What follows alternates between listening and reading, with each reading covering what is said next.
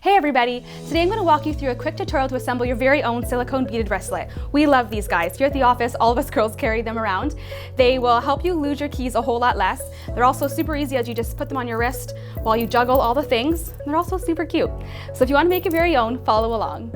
All right, before we get crafting, we're just going to go over the items that we're going to need to make this tutorial.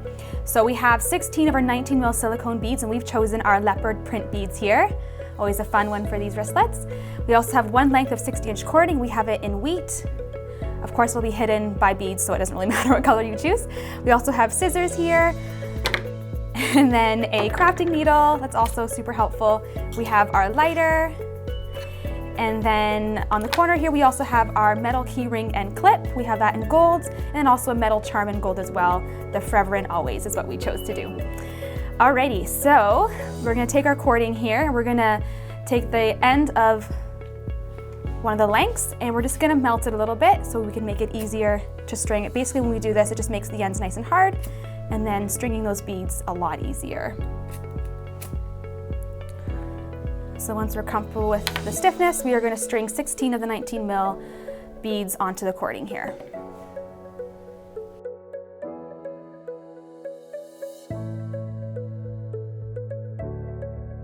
Now that we have all of these beads strung on the cord, we're now going to take our metal keyring and clip, and on the same cord, we're going to also loop them through as well. So we're going to pop this through the cording and then over the beads. Perfect. And then we're going to tie the string, the double knot, as tightly as you can. So let's push those beads up against each other nice and tight. We're going to create a double knot. Just try to keep it as tight as you can as you're doing the second knot. Perfect.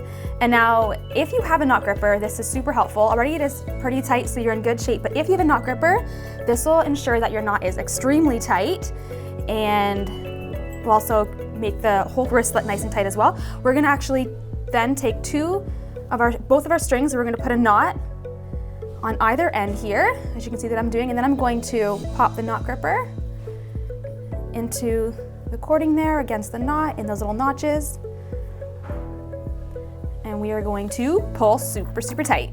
As you can see, this is just making the whole wristlet nice and tight, making that knot extremely tight. And take the knot gripper back off.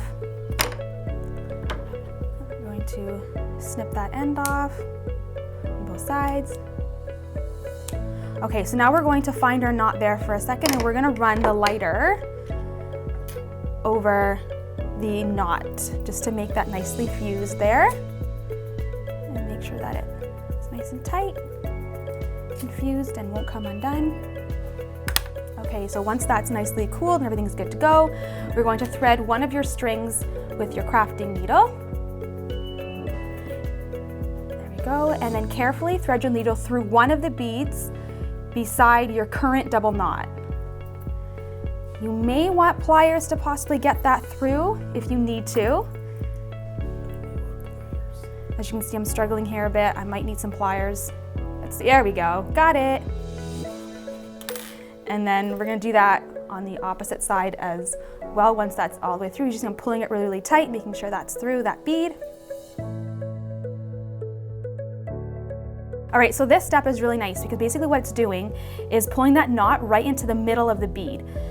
So rather than having to pop the bead over afterwards, we're just threading the cord through the bead, the next bead, which just makes the knot go right into the center of that bead that we had created the knot with. So you should have a string on each side of this bead. Trim them really carefully, and then use your lighter to melt the ends back that may be sticking out. So on either end here.